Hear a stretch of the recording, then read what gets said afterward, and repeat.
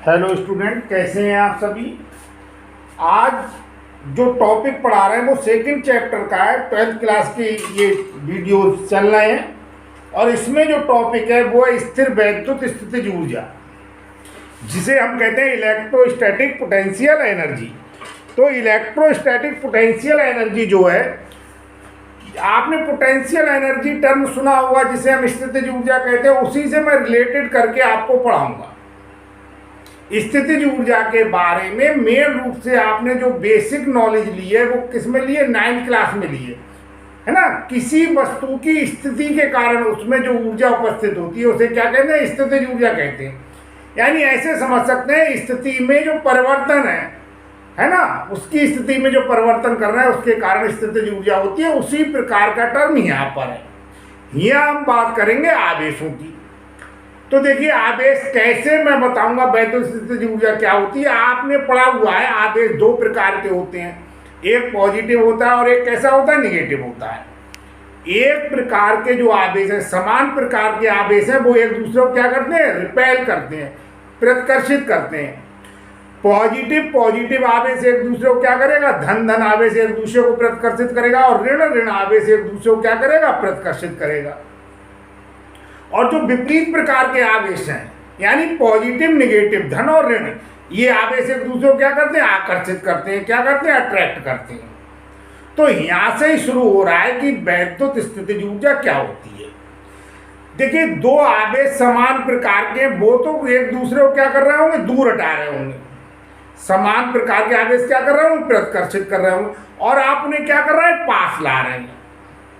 तो जब वो दूर हटा रहे हैं, प्रतिकर्षित कर रहे हैं, और आप उन्हें क्या कर रहे हैं, पास ला रहे हैं, यानी उनकी स्थिति में क्या कर रहे हैं, परिवर्तन कर रहे हैं। तो जब हम उन्हें आपस में पास ला रहे हैं, पास लाने पर क्या होता है, पास जब हम लाते हैं तो हमें क्या करना पड़ता है, कार्य करना पड़ता है, और यही कार्य उसमें वैद्युत स्थितिज ऊर्जा के रूप में संचित हो जाता है। इसी प्रकार से दो आवेश कैसे हैं, यदि विपरीत है तो विपरीत आवेश एक दूसरे को क्या कर रहे हैं, आकर्षित, और आकर्षित करने के कारण वो तो आ रहे हैं पास, और आप उन्हें क्या कर रहे हैं, दूर हटा रहे हैं, है ना। तो उनके बीच जो आकर्षण का बल लग रहा है उसके विरुद्ध आप क्या कर रहे हैं, कार्य कर रहे हैं। तो ये कार्य वैद्युत स्थितिज ऊर्जा के रूप में संचित हो जाता है। देखिए, मैं आपको और 9th के स्टैंडर्ड से, देखिए बिल्कुल मैकेनिक्स के अकॉर्डिंग मैं आपको बताऊं। अगर आप ये मान लीजिए, ये कोई जैसे गुटका है, इसे हम पृथ्वी तल से ऊपर की ओर उठा रहे हैं, तो आप समझ रहे हैं क्या करना पड़ रहा है, कार्य करना पड़ रहा है। क्यों करना पड़ रहा है, आप जानते हैं पृथ्वी प्रत्येक वस्तु को अपनी ओर क्या करती है, केंद्र की ओर आकर्षित करती है।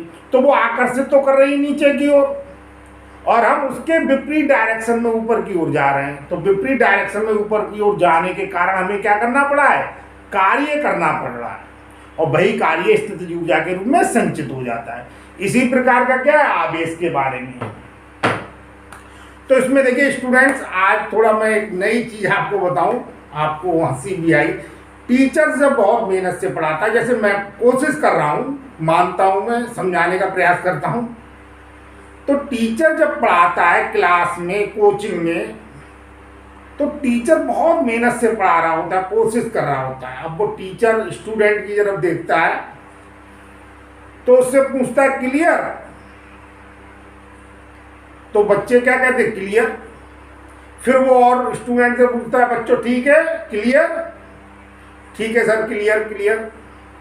और टीचर जो है उससे बड़ा कॉन्फिडेंस होता है, बड़ा खुश हो जाता है कि यार बताइए, फिजिक्स जैसे सब्जेक्ट को हम इतने बेहतरीन ढंग से पढ़ा रहे हैं कि बच्चे को एकदम क्लियर है। अब उसके क्लियर शब्द समझ में नहीं आ रहा है। आपका क्लियर का मतलब टीचर समझ रहा है कि मैंने जो पढ़ाया वो सब उसकी समझ में आ गया, जबकि बच्चे का मतलब समझ रहे हैं क्लियर, साफ, बिल्कुल साफ, यानी जो आपने पढ़ाया है वो बिल्कुल साफ है, कुछ भी समझ में नहीं आ रहा है। तो देखिए कितना रोचक तत्व है जिसे हम बता रहे हैं। आपको ध्यान दीजिए कि टीचर को लग रहा है हम पढ़ा रहे हैं, सब समझ में आ रहा है, और बच्चे के लिए क्लियर। तो टीचर के लिए क्लियर का सेंस और है, और बच्चे के लिए क्लियर का क्या सेंस अलग है। तो देखिए इसी प्रकार से देखिए टीचर पढ़ाता है, मुझे 23 साल से, मैं 24 साल से लगातार फिजिक्स पढ़ा रहा हूँ, मुझे इसका अनुभव है। टीचर पढ़ाएगा, कोई टॉपिक पढ़ाएगा, जैसे मैं आपको अभी पढ़ा रहा हूँ, टॉपिक पढ़ाते पढ़ाते हम कहेंगे बच्चे से प्रॉब्लम, बच्चों की प्रॉब्लम, बच्चा कहता है नो प्रॉब्लम। फिर पूछा problem, no problem sir. Teacher फिर पूछता है भाई प्रॉब्लम हो कुछ पूछ लीजिए, बच्चे नो प्रॉब्लम। सर कहते हैं अरे वाह यार, इतना बेहतरीन हम पढ़ा रहे हैं कि बच्चे को कोई प्रॉब्लम ही नहीं है। अब प्रॉब्लम ना होने की वजह सुन लीजिए क्या है, मैं आपको बता रहा हूं, ये अनुभव की बात है। एक तो ऐसा बच्चा जिसे 100% समझ में आ जाए, ठीक है, उसे प्रॉब्लम नहीं होगी। अब वो ये मानना टीचर सभी बच्चे उसी कैडर के, नहीं, आगे ध्यान दीजिए आप। अब एक बच्चा ऐसा है जिसे 50% समझ में आ गया, 50% नहीं समझ में आया, तो उसके 50% प्रॉब्लम है और 50% प्रॉब्लम नहीं है। एक ऐसा स्टूडेंट है जिसे 75% समझ में आ गया, 25% समझ में नहीं आया, तो उसे 25% अभी प्रॉब्लम है। और एक ऐसा स्टूडेंट जिसे बिल्कुल ही समझ में नहीं आया है, तो उसे भी कोई प्रॉब्लम नहीं है, क्योंकि जब समझ में ही नहीं आया तो प्रॉब्लम कहाँ से होगी। तो टीचर हमेशा क्या रहता है, टीचर हमेशा डाउट में रहता है, कंफ्यूजन में रहता है, उसे समझ में ही नहीं आता। 2 पॉइंट हमने माने, वो माने बैठा है कि मैंने सब इसे समझा दिया इसलिए इसे प्रॉब्लम नहीं है। और वास्तविकता ये कि ऐसे भी स्टूडेंट हैं जिन्हें कुछ समझ में नहीं आया, जिसकी वजह से उन्हें कोई प्रॉब्लम नहीं है। एक बहुत ही रोचक तथ्य मैं आपको बता रहा हूँ, आप ध्यान दीजिए। आप किसी क्लास में पढ़ रहे हैं, अभी आप पढ़ रहे हैं, ध्यान दें, कोचिंग्स में भी आप पढ़, टीचर कहेगा ये आपकी समझ में नहीं आएगा, ठीक है, नहीं, आप समझ लें जो टीचर कह रहा है ये आपकी समझ में नहीं आएगा, तो 100% ये समझ लें कि टीचर को वो चीज समझ में नहीं आ रही, क्योंकि आपको बिना पढ़ाए हुए उसे कैसे पता है कि ये चीज आपकी समझ में नहीं आएगी। चलिए, ये मैंने आपको कुछ अपने अनुभव के आधार पर फैक्ट्स बताए। अब हम आ रहे हैं स्थिर वैद्युत स्थितिज ऊर्जा पर। तो मैंने आपको बताया समान आवेश है, प्रतिकर्षित कर रहे हैं, आप उन्हें पास ला रहे हैं, कार्य करना पड़ेगा, वैद्युत स्थितिज ऊर्जा के रूप में संचित हो जाएगा। और अगर विपरीत आवेश है, पास आ रहे हैं, आकर्षण का बल लग रहा है, आप दूर ले जा रहे हैं, तो दूर ले जाने पर आपको क्या करना पड़ेगा, कार्य करना पड़ेगा, तो वैद्युत स्थितिज ऊर्जा के रूप में संचित हो जाएगा। ठीक है, अब देखिए जो इसकी डेफिनेशन बनेगी प्योर क्या है, हम कहें किसी निकाय की, निकाय कहते हैं एक से अधिक आवेश जो होंगे, किसी निकाय, ध्यान दीजिए, किसी निकाय की वैद्युत स्थितिज ऊर्जा, वैद्युत स्थितिज ऊर्जा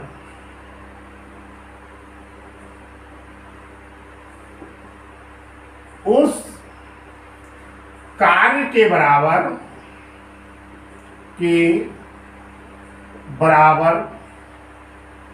होती है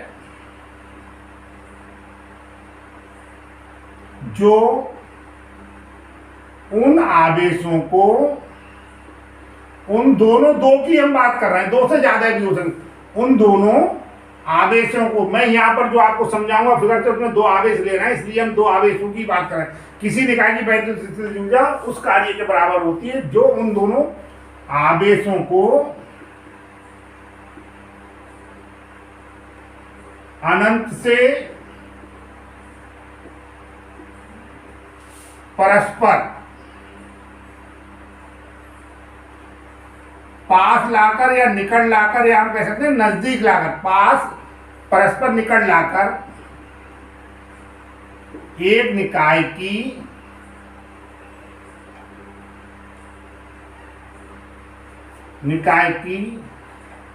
रचना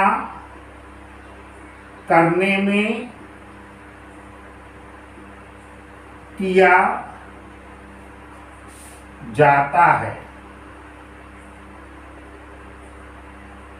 देखिए डेफिनेशन देखिए, किसी निकाय की वैद्युत स्थितिज ऊर्जा उस कार्य के बराबर होती है जो उन दोनों आवेशों को अनंत से परस्पर निकट लाकर एक निकाय की रचना करने में किया जाता है। ठीक है नहीं। अब आप देखिए एक निकाय, हम जरा ध्यान दें, अब देखिए इसका एक डेरिवेशन निकालना है। हमारे पास 2 आवेश हैं, एक Q1 है और एक Q2 है।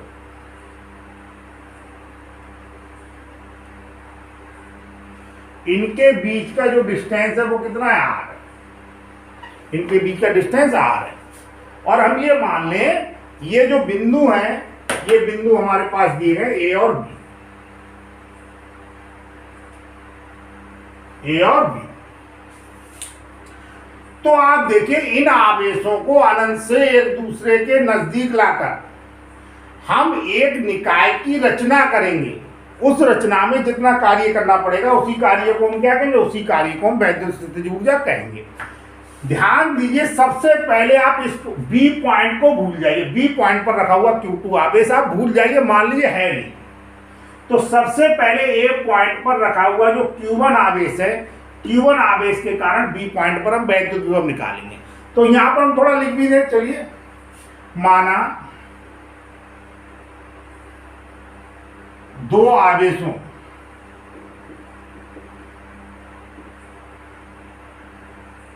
Q1 तथा Q2 से मिलकर एक निकाय बना है।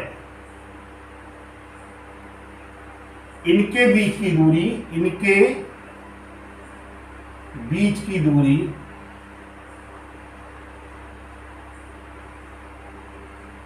स्मॉल r है।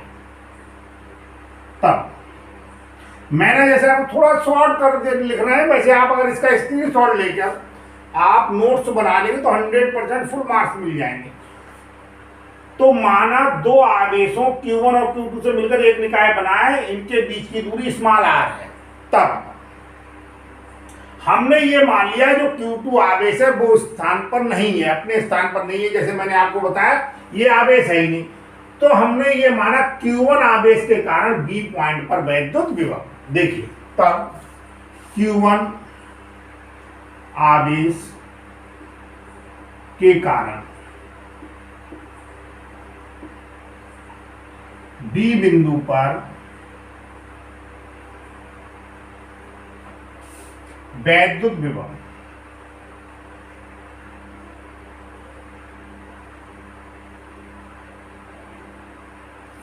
कुछ भी मान ले, अगर हम इसे लिखना चाहें बी भी मान सकते हैं, कुछ भी बी मान ले, नहीं माने वैद्युत विभव वी मान ले केवल। देखिए अब आप जानते हैं फार्मूला क्या होता है, 1 किसी बिंदु आवेश के कारण वैद्युत विभव मैंने पढ़ाया है, शुरू का ही टॉपिक है, सबसे पहला जो वीडियो 1/4πε0 के।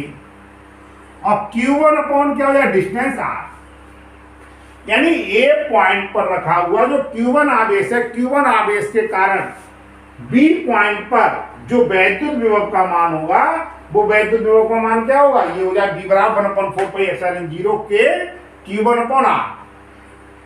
अब इसके बाद आप देखिएगा Q2 आवेश को हम ये मान ले कि Q2 आवेश B पर नहीं है, कहां पर है, अनंत पर है। और अनंत से हम B पॉइंट तक अगर लाएंगे तो अनंत से B पॉइंट तक लाने में हमें क्या करना पड़ेगा, कार्य करना पड़ेगा, जैसे मैंने आपको बताया। और उस कार्य का मान अगर हम निकालें तो वैद्युत स्थितिज ऊर्जा के बराबर हो जाएगा। तो देखिए आज मैंने कुछ आपको बताई, चीजें भी बताई, मतलब मैंने जो रोचक तथ्य बताए, जो आपने सोचा है, यहाँ से जो तथ्य मैंने देखे हैं। मैं एक बहुत छोटे से कस्बे से हूँ, यूपी में बरेली में, एक डिस्ट्रिक्ट बरेली में एक तहसील पड़ती नवाबगंज। और नवाबगंज है, नवाबगंज इतना फेमस है, उसे डॉक्टरों के नवाबगंज के नाम से जाना जाता है, क्योंकि और डिस्ट्रिक्ट भी ऐसे हैं जिनमें नवाबगंज हैं। तो देखिए मैंने इतना वहाँ पर अनुभव किया है, बच्चे पढ़ने में, थोड़ा आप ग्राफ नीचे जा रहे, इतने इंटेलिजेंट बच्चे थे, जैसे आपने थंबनेल पे देखा हो, मैंने लिखा है 100+ MBBS डॉक्टर्स। मेरे पढ़ाए हुए 100+ MBBS डॉक्टर ज्यादा ही होंगे, MBBS MD हैं। एक स्टूडेंट सिलेक्ट हुआ है, इस समय SDM है, उसकी पोस्टिंग है झांसी में। बहुत ब्रिलियंट स्टूडेंट थे, और उनका जो स्टूडेंट है, उनका जो कारण है, उनके बनने का कारण, तो उनकी पूरी जो लगन है, मेहनत है, समर्पण है, उन्हें जाता है। हालांकि मुझे भी पढ़ाते हुए बहुत समय हो गया, मैं एक ही बात कहता हूँ, दूसरे टीचर से अलग, कुछ ही लोग मेरे साथ सहमत होंगे, कि कोई स्टूडेंट जो मेहनत कर रहा है, कुछ बनना है, तो उसमें 95% जो रोल है वो उसका है, केवल मैं अपना रोल मानता हूँ 5%। अगर रोल पूरा ही मेरा हो तो जितने स्टूडेंट है सभी स्टूडेंट को मैं अच्छा कैरियर दे सकता हूँ, ऐसा नहीं है। तो कई चीजें आज चर्चा हुई है पढ़ाई के बीच में, अगर आप पूरा वीडियो देखेंगे तो ये सभी चीजें बहुत ज्यादा महत्वपूर्ण है। तो देखिए फिर से लौट रहे टॉपिक की तरफ। तो हमने Q2 आवेश को कहां पे मान लिया? अनंत पर मान लिया, और अनंत से वैद्युत क्षेत्र के पॉइंट बी पर लाएंगे तो क्या करना पड़ेगा? कार्य करना पड़ेगा। तो देखिए Q2 आवेश को, आवेश Q2 को अनंत पर मान लेने पर इसको, किसे? Q2, इसको अनंत से बिंदु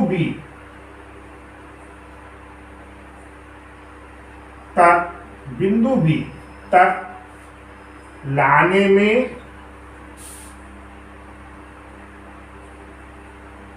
किया गया कार्य। आप जानते हैं, मैं रफ पर लिख दे रहा हूं, वैद्युत विभव जो होता है, वैद्युत विभव,